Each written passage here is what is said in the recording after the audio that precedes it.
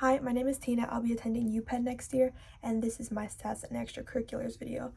I promised on the last video if we got to 100 subs, I would post my stats and ECs video, and we got there. So this is that video. If you haven't watched my college decision reaction video yet, you can go watch that if you're interested. But as like a little summary, I got into UPenn, Johns Hopkins, Georgia Tech, the University of Michigan, and the University of Maryland, College Park, and I also got into the honors college there. So I also got rejected from a lot of schools. If you want to see those, you can watch the video. I won't list them all here, but yeah. So to like start this, I wanted to say I think I was like honestly average in most of the categories, other than maybe some of my stats. But I hope this will maybe encourage you in some ways and know that you don't have to like, because when I was watching these, I saw people who had like NASA internships and like international like awards and stuff, so you don't have to have those in order to get into like a school that you want to get into. So yes, I hope some of you will be encouraged by this video. So anyways, let's get started. So to start, I attended a public high school with around 2,000 students, and we were definitely not a feeder school. In fact, it was sort of the opposite based on like our stats online. I think for the past few years at least, we've sent a maximum of like 2 kids to Ivies each year, and then like a similar amount to top 20s. So that was sort of like discouraging to me. I was like, is this gonna affect me negatively? I don't think it did. I was very happy with my results. But yeah, so if you are in a sort of similar position to me and you're worried about your school like affecting you in any way, I wouldn't be worried about it and just, put in your best efforts. So as for my rank, I did not submit a rank actually because our school didn't rank students. So I don't know what my rank was and I didn't submit it.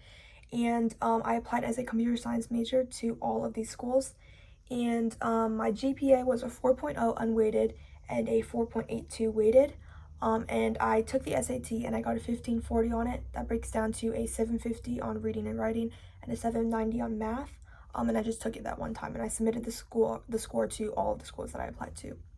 And I took 13 APs during high school. I guess technically 14 if you count AP micro and macro separately. But the APs that I took before senior year, so the like scores that I was able to submit, I took AP Gov, AP United States History, AP Computer Science Principles, AP World, AP Lane, AP Calc BC, and AP Bio. So I took 7 before senior year, and I submitted all those scores, and I got a 5 on all of them except for APUSH, which I got a 4 on. And then senior year, I took AP Physics C, AP Lit, AP Psych, AP Environmental Science, AP Stat, and then AP Macro Micro. I didn't submit any of those scores since it was senior year, obviously. And yeah, I got an A in all those classes though, which was reflected in my GPA. I also wanted to mention that in my senior year, I took 2 classes at my local community college because our school only offered that one computer science class, and so because I was applying as a CS major, I really wanted to take more computer science classes. So I took Intro to Computer Science there, which was C++ based, and Computer Science 1 there, which was Java based, and I got an A in both those classes. I wanted to mention that because if you're like me and you're applying as like maybe a CS major or some other major and your school really doesn't offer a lot of classes for it, you can always just, go to your local community college and take classes. Maybe, I don't know if your school offers that, but our school did, so I was like, I'm gonna do that because we don't have any other computer science classes.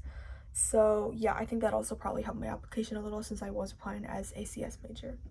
So for my activities, the first one I put was XSTEM Club President, and I did this in 11th and 12th grade, and the reason I ranked this so high is because it's STEM, so it's sort of like related to my major in a way-ish, and then also I put a lot of effort into this one because I was sort of like a founding member essentially because like in the years past they did have the activity, but then it sort of like died out after COVID, and then I didn't get any information passed down to me from like previous members, so I had to sort of start it like that. So that was my first activity. And then for my second activity, I put that I was a Girls Who Code. Oh, I was the secretary for Girls Who Code at my school, and I was also like one of the founding members. So this was 11th and 12th grade. So my third activity was an internship that I did over the summer between junior and senior year, and I was an IT system specialist assistant. So I worked at a local high school and I helped like with computer repairs and stuff. So that was like just that one summer. And my next activity was an independent project, and so I ranked this sort of high even though it probably was like lower in importance just because I was trying to rank them by like categories, so I just put like similar category ones first and then second and then third. So this was just like I started working on a video game project in my senior year after I started learning C++, and it was related to sort of education. I'll talk more about like my niches and how I tied them together in my essays later, but it sort of like tied computer science and education, which were important to me, together. And so for my fifth activity, I put that I was K-pop club president, and I was president my senior year, secretary the year before, but I was part of the activity all 4 years of high school.